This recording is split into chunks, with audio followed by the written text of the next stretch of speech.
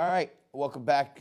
Joining us right now, Dr. Murray Sabrin, professor, author, and he's a professor of finance at Ramapo College in New Jersey, author of the book Why the Federal Reserve Sucks.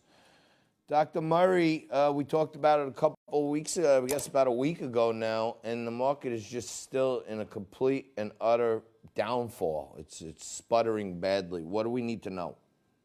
Well, we need to know that this is the mother of all bubbles. I think it could dwarf the 1929, 1932 crash. That's a possibility, but I think what's going to happen, John, and I think someone has talked about this. I think the Federal Reserve will do what Japan has done, is buy ETFs, exchange traded funds, and stock in order to boost the stock market.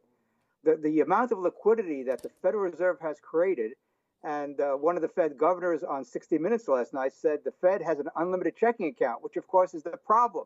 They create money out of thin air. It inflates asset prices. Asset prices go through the roof. Inflation starts to accelerate. Then the Fed tightens money and credit. And then we have the big bust. So if you want to avoid the big bust, you have to avoid the big boom.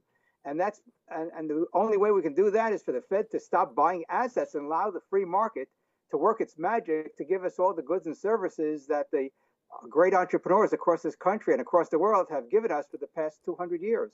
Yep. Doc, I was watching the futures all weekend. They were banging around, and then, late last night into early this morning, they were down like 850 or something. And I thought we were going to have another calamitous drop. And then all of a sudden this morning, the Fed announces they're going to make $300 billion available, blah, blah, blah. And to me, I'm sure you know about this, but there's this fabled organization that John Cradell from the New York Post coined the Plunge Protection Team. Right. And the Plunge Protection Team comes in under the cover of dark as a covert operation to actually engage in open market buying of stocks and ETFs and indexes to try to stabilize. And it sure looked to me this morning, I've been watching this stuff for 25 years. My background's in short selling. Sure looked like to me the Plunge Protection Team came in this morning and dropped in a bid to keep Monday from being a real disaster.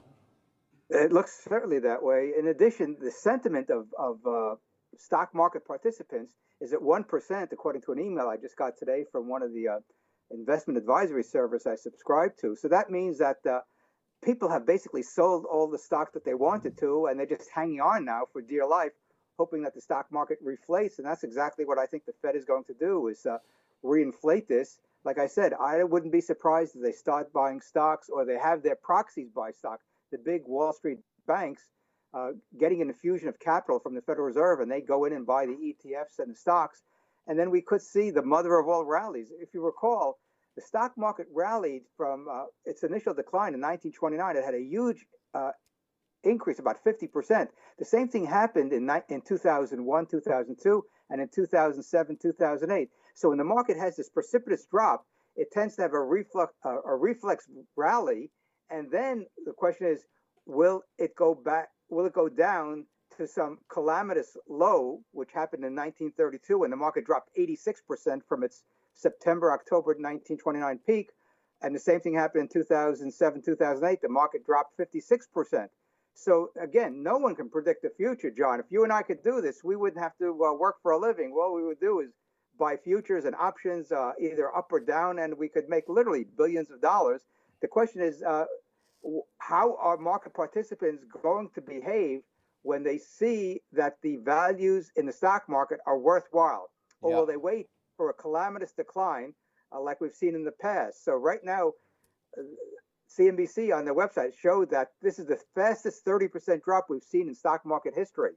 And it's like a rubber band. So when the market goes down 30%, it's probably going to have a rally. I wouldn't be surprised if the rally starts today. In fact, the two times the market had big rallies after declines occurred in March of 2002, I think it was, and in March of 2008 or 7. So the market went decline, had a rally, and then went down to its final low. We may see that this year. Nobody knows. It's hard to predict these things. But the point is, if you're young people, if they're investors for the long term, and the Fed keeps on inflating over the next 30, 40, 50 years, they'll do well.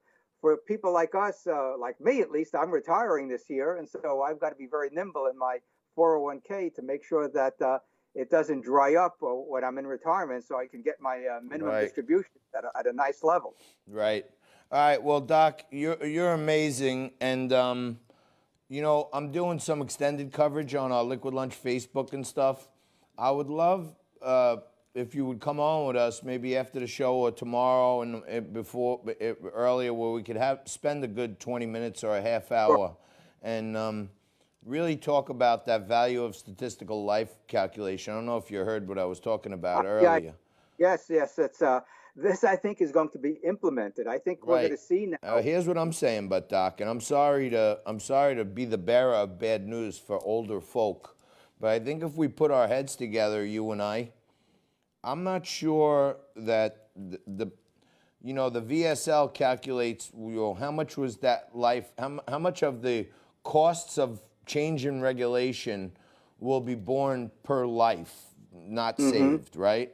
Right. I almost feel like with the issue we have with our unfunded pension system and the issue we have with overcosts in healthcare, health insurance, and pharmaceuticals, I almost think this might be the one time in life, I hate to say it, but I'm a short seller, so that's how my mind thinks. It might be a plus to the next 50 years of our nation, the pension system, the Social Security system, the Medicare system, if an inordinate amount of people over 80 who had pre-existing conditions were not saved, if that makes sense to you. It's going to happen, John. Sarah Palin may turn out to be prescient in her remarks about death panels. I think we're going to see the concept of medical ethics come to the forefront. I'm with you, Doc. We're going up on one right now. I'm going to reach out to you, me and Frankie, and maybe we could set something up where we could have a good conversation about this. I think people really need to understand what power the government has right now, and how there's going to be a lot of subjectivity in the allocation of resources based on your age and your value to the country. Well, this is why we libertarians have been railing against government intervention in healthcare for decades. And now we're seeing the logical consequence of government involvement, where they will be deciding who's going to live and who's going to die. All right, Doc, thank you very much. We got to click over to Newsmax now. You guys out there in Facebook land, thank you for being there. Doc, we'll talk to you very soon. Thank you. Murray Sabrin, Professor of Finance at Ramapo College.